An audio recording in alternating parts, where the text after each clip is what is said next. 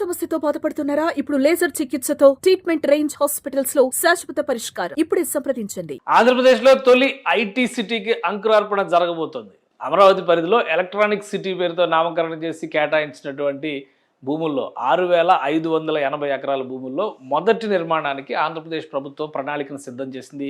ఈ కాంట్రాక్ట్ను కూడా ఎల్ఎన్టీ కంపెనీకి ఇచ్చేటువంటి అంశం పైన ఒక స్పష్టత వచ్చేసింది. దీనికి సంబంధించి 10 ఎకరాల భూమిని కేటాయిస్తూ జియో కూడా రాష్ట్ర ప్రభుత్వం రిలీజ్ చేసింది. గతంలో హైదరాబాద్లో హైటెక్ సిటీని నిర్మించడం ద్వారా హైదరాబాద్ గతిని మార్చినటువంటి సందర్భం. అప్పుడు ముఖ్యమంత్రి చంద్రబాబు నాయుడు, అప్పుడు కాంట్రాక్ట్ సంస్థ ఎల్ఎన్టీ.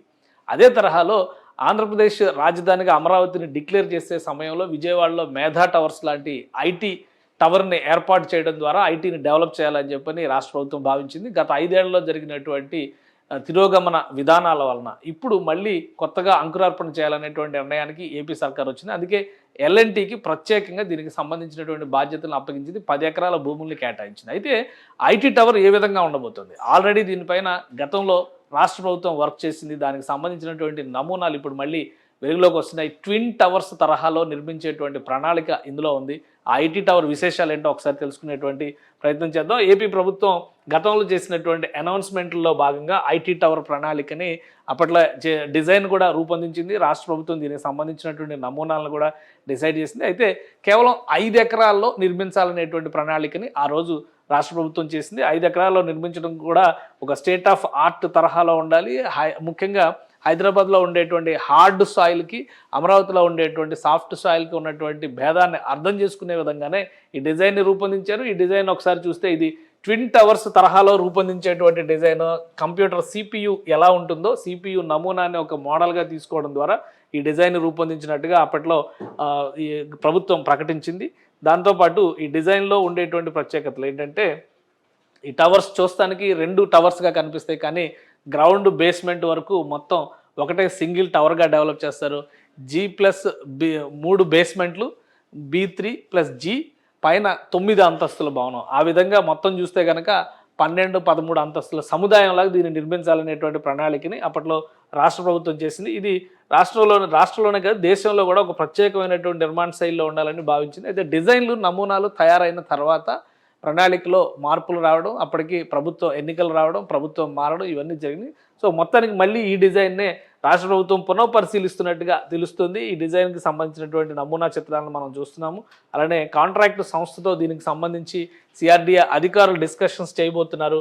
ఈ 9 అంతస్తుల భవనము దాదాపు 10 లక్షల చదరపు అడుగుల వైశాల్యంతో అప్పుడు నిర్మించాలని భావించారు. ఇప్పుడు 10 ఎకరాల విస్తీర్ణాన్ని పెంచినటువంటి నేపథ్యంలో ఇలాంటి బిల్డింగ్ ఒకటి కట్టి మరొకటి ఎక్స్టెన్షన్ రూపంలో తీసుకొస్తారా, లేదా ఈ బిల్డింగ్ డిజైన్లో మార్పులు తెస్తారా అనేటువంటి విషయం ఒకసారి సంప్రదింపుల తర్వాత అధికారులు ప్లస్ ఎల్ఎన్టీ ఆఫీసర్స్తో జరిగేటువంటి భేటీలో దీనిపైన క్లారిటీ వచ్చేటువంటి అవకాశం ఉంది. మరీ ముఖ్యంగా డిసైడ్ చేసినటువంటి లొకేషన్ కూడా చాలా ఇంపార్టెంట్ లొకేషన్గా రాష్ట్ర ప్రభుత్వం చెబుతుంది. దానికి కారణం ఏంటో కూడా ఒకసారి విశ్లేషించేటువంటి ప్రయత్నం చేద్దాం. దీనిలో 2 రకాల అంశాలని ప్రస్తావిస్తున్నారు. ఇక్కడ ఎలక్ట్రానిక్ సిటీకి సంబంధించి 6,582 ఎకరాల భూమిని కేటాయించారు. అందులో ఫస్ట్ వెంచర్ ఈ ఐటీ టవర్ కాబోతుంది. ఐటీ టవర్ అనేటువంటి పేరు ఇంకా అది ఫైనల్ కాదు, బట్ ప్రస్తుతానికి ఏంటంటే ఐటీ టవర్ అనే పేరు పెట్టారు. కానీ దీన్ని డీప్ టెక్నాలజీ, ఏఐ రిలేటెడ్ కోర్సెస్ని ఇప్పుడు ప్రోత్సహించాలనేటువంటి నిర్ణయానికి రాష్ట్ర ప్రభుత్వం వచ్చింది. కాబట్టి డీప్ టెక్ రిలేటెడ్గానే దీని పేరు కానీ ఇవి కానీ మార్పులు చేసేటువంటి అవకాశం ఉంది. ఇక ఎలక్ట్రానిక్ సిటీకి సంబంధించి ఈ 5,680 ఎకరాలు ఈ ప్రదేశంలో వస్తాయి. ఇది బార్డర్ ఏరియా, మంగళగిరి ప్రాంతానికి బార్డర్ ఏరియా వస్తుంది.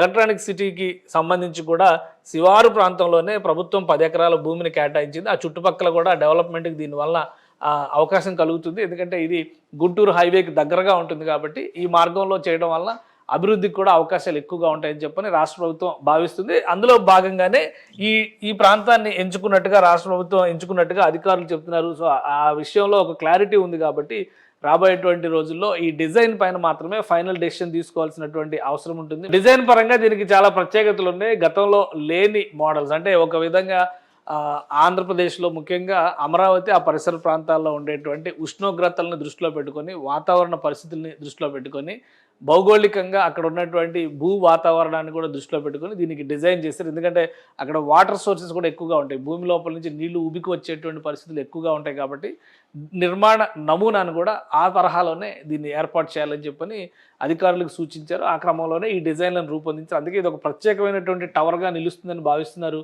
సో ఈ డిజైన్ని ఇదే డిజైన్ని యాజ్ ఇట్ ఈజ్గా అమలు చేస్తారా లేదా మార్పులు చేర్పులు ఏమైనా ఉంటాయా అనేది అధికారుల ఫైనల్ భేటీల తర్వాత బయటకు వస్తుంది. గతంలో చేసినటువంటి డిజైన్ కేవలం 10 లక్షల చదరపు అడుగుల విస్తీర్ణంతో చేసేటువంటి టవర్ ఇప్పుడు 10 ఎకరాల భూమి డబల్ అయింది కాబట్టి 5 ఎకరాల్లోనే అప్పుడు ప్లాన్ చేశారు. ఇప్పుడు భూమి 10 ఎకరాలు అవుతుంది కాబట్టి ఈ ప్రణాళికని పూర్తి స్థాయిలో సమీక్షించిన తర్వాత అప్రూవల్కి వెళ్ళేటువంటి అవకాశం ఉంది. కానీ దానికి ఎక్కువ సమయం తీసుకునేటువంటి ఛాన్సెస్ కూడా లేవు. ఎందుకంటే నరేంద్ర మోడీ ప్రధానమంత్రి పర్యటనకి కేవలం 20-25 రోజుల సమయం మాత్రమే ఉంటుందని అంచనా వేస్తున్నారు.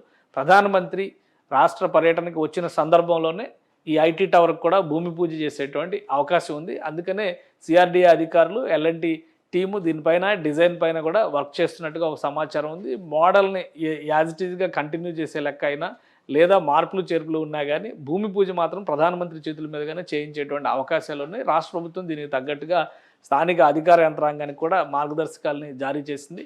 సో వీలైనంత వేగంగా ఈ పనులు పూర్తి చేసేందుకు అధికార యంత్రాంగం కసరత్తు చేస్తుంది. సుమన్ టీవీలో మీ పర్సనల్ అండ్ బిజినెస్ ప్రమోషన్స్ కోసం కింది నెంబర్కి కాంటాక్ట్ చేయండి.